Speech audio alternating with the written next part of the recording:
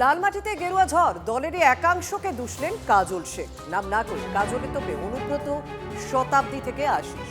বীরভূমে 11 বিধানসভার মধ্যে 6 আসনে জয়ী বিজেপি, তৃণমূল 5। বীরভূম কোর কমিটিকে আরো সক্রিয় হওয়া উচিত ছিল, মন্তব্য কাজলের। দলের করুণ পরিণতির জন্য কোর কমিটির সদস্যদের দুষলেন কাজল শেখ। বীরভূম জেলার যে কোর কমিটি দ্বারা বীরভূম জেলা পরিচালিত হচ্ছে বর্তমানে, সেই কোর কমিটিকে আরও সক্রিয় ভূমিকা নেওয়া দরকার ছিল। কেতুগ্রাম থেকে শুরু করে, মহারই থেকে শুরু করে, নলাটি থেকে শুরু করে, দুবরাজপুর থেকে শুরু করে বীরভূম জেলার যতগুলো বিধানসভা পেরেছি, আমি মানুষের পাশে গিয়েছি। মমতা বন্দ্যোপাধ্যায়, অভিষেক বন্দ্যোপাধ্যায়ের গুণগান গিয়েছি। বাকি যারা কোর কমিটির সদস্য ছিল তাদের সেভাবে দেখা যায়নি, তাদের আরও সক্রিয় হওয়া উচিত ছিল। তারা সেই বিষয়গুলো নিশ্চয়ই আজ উপলব্ধি করতে পারছেন।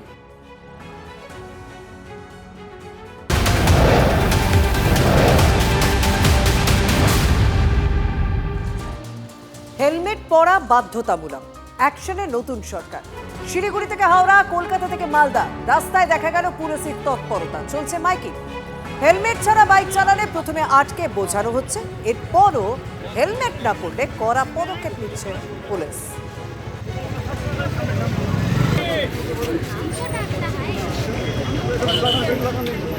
কোনো ছাড়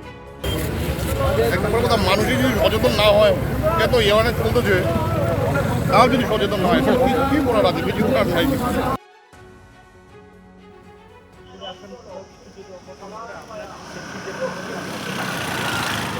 এরকমভাবে প্রশাসনিকভাবে তৎপরতা দেখতে পাইনি, কিন্তু নতুন করে সরকার আসার পরেতে আমরা দেখতে পাচ্ছি পুলিশ আজকে আইনের শাসক বলে মনে হচ্ছে। আজকে খুব ভালো লাগছে, কারণ হেলমেটটা পরা বাধ্যতামূলক। এই কারণেই প্রত্যেকটা বাড়ির যারা প্রত্যেকটা মানুষের পরিবারটা যাতে সুরক্ষিত থাকে।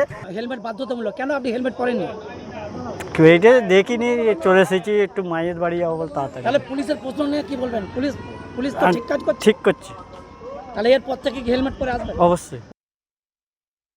আমার মনে হয় মানুষ আইন মানতে চায়। কিছু কিছু লোক, নেতা, তারা তাদেরকে আইন না মানার জন্য উৎসাহ দেয় এবং এটা বোঝাবার চেষ্টা করছে যে আমি তোমার সঙ্গে আছি। আর এটা মানুষের অভ্যাস হয়ে যায়, তারা ভাবে আমাকে অনেক কিছু করতে, তাতে কোনো লাভ হয় না।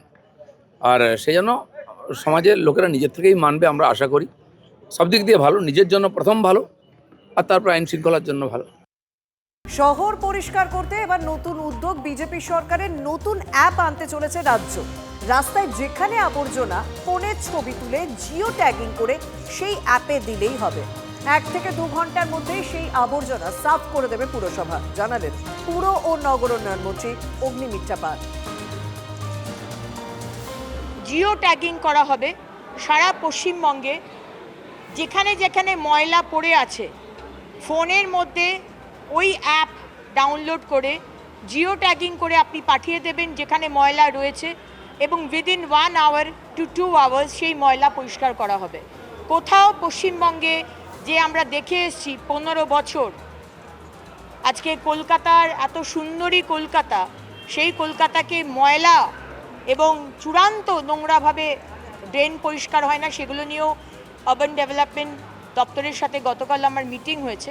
সেগুলো তো সমস্ত হবেই, কিন্তু ইমিডিয়েটলি এই অ্যাপ চালু করা, যেখানে সাধারণ মানুষ জিও ট্যাগিংয়ের মাধ্যমে জানিয়ে দিতে পারবে কোথায় ময়লা রয়েছে, এবং ডিপার্টমেন্ট বা মিউনিসিপ্যালিটি বা কর্পোরেশন গিয়ে সেই ময়লা পরিষ্কার করে আসবে।